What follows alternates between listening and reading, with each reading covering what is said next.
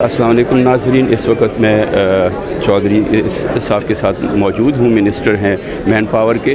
تو آئیے ہم ان سے جاننا چاہیں گے کہ یہ آج جو لانچنگ ہوئی ہے national immigration and welfare policy کی، اس کی کیا ضرورت پیش آئی تھی اور اس کے فوائد کیا ہوں گے مین پاور کو ایکسپورٹ میں؟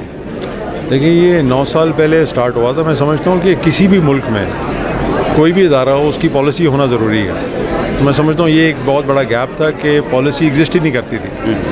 تو فائنلی الحمدللہ یہ اب پالیسی، ایک immigration and welfare policy for migrants and overseas Pakistanis, یہ اب ایگزسٹ بھی کرتی ہے، اور اس پہ امپلیمنٹیشن کا جو کام ہے وہ اب انشاءاللہ تعالیٰ ہم ICMPD اور یورپین ڈیلیگیشن کے ساتھ مل کے تو اس پہ کام کریں گے انشاءاللہ۔ اچھا، یعنی اس کا وائڈ اسپریڈ ہے، صرف خلیجی ممالک کے لیے نہیں ہے، تمام جتنے بھی ممالک میں ہمارے اینی ویئر، کہیں بھی دنیا میں تو کم از کم ایک پالیسی، ایک فریم ورک تو ہونا چاہیے نا، کہ جو مائیگریٹ جا رہا ہے باہر اور جو واپس آ رہا ہے اس کو پتہ تو ہو کہ پالیسی ہے کیا ہمارے متعلق۔ صحیح۔ اچھا، یعنی یہ ان کو ایک تو سیف رکھے گی، دوسرا یہ ان کو پتہ ہوگا کہ ہم یہاں سے جا رہے ہیں دوسرے ملک میں اگر ہم محنت کرتے ہیں اس کی پوری تو اس کی انٹیگریشن کا پروسیس بھی بنایا گیا۔ جب اگر وہ واپس آتے ہیں لیٹ سپوز 10 سال 15 سال بعد پاکستان، جی تو اس کے بعد ان کے ساتھ یہاں پہ کیا اپرچونیٹیز اویلیبل ہو سکتی ہیں ان کے لیے۔ تو یہ جو ڈیولپڈ کنٹریز ہیں ان میں ہمارا مین پاور اگر ہم پاکستان سے باہر جاتا ہے تو اس میں، اور یہ جو خلیجی ممالک ہیں جس میں لیبر اور انسکلڈ مین پاور ہے، دونوں میں کیسے تمیز کریں گے اور پالیسی کے حوالے سے دونوں کو کیا پروٹیکشن ملتی؟ پالیسیز دونوں کے لیے وہی ہیں جی، کوئی مختلف نہیں ہے کہ GCC کے لیے اور پالیسی ہے اور یورپ کے لیے اور، ایسے نہیں۔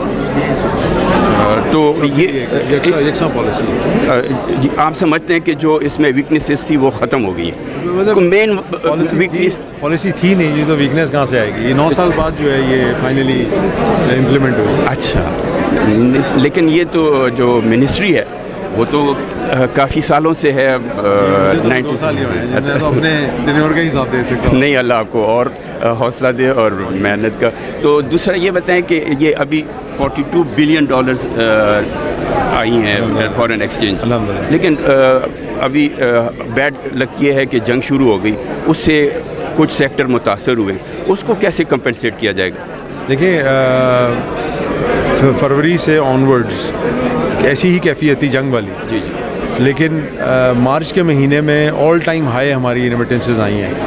تو اللہ کا شکر ہے کہ یہ جو جنگ ہے اور جو معاملات ہیں اس سے افیکٹ نہیں ہو رہا، ہماری ریمیٹنسز افیکٹ نہیں ہو رہی ہیں، اللہ کا بہت فضل ہے۔ زیادہ آپ سے ٹائم نہیں لیں گے، لیکن آخری سوال یہ کہ جو مشکلات پیش آتی تھیں ہماری جو کمپیٹنٹ کنٹریز ہیں، ان کے جو لوگ باہر جاتے تھے خدمت کرتے تھے، تو ان کے رویوں میں اور پاکستانی جو مین پاور ہے ان کی رویوں کا کہا جاتا ہے کہ تھوڑا سا فرق ہے، تو اب اس کے اوپر قابو پایا جا سکا ہے؟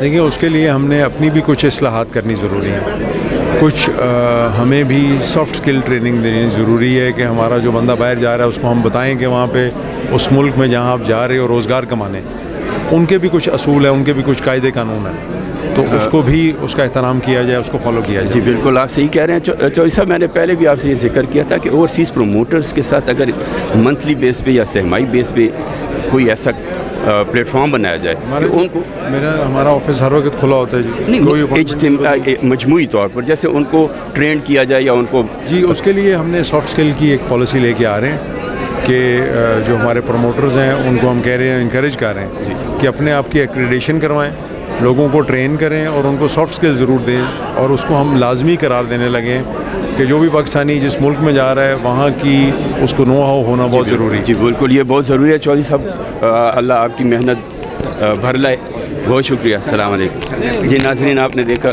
کہ چودھری صالح صاحب نے ہمیں خوبصورت باتیں بتائیں اور اپنی گورنمنٹ کی جو نئی پالیسیز اور جن کا ہمیں مقابلہ ہے دوسرے ممالک کے ساتھ، ان کا سامنا یا ان کا مقابلہ کرنے کے لیے ہمیں اپنی پالیسی میں چینجز لانی پڑ رہی ہے، اور حکومت مستعد ہے اس بارے میں۔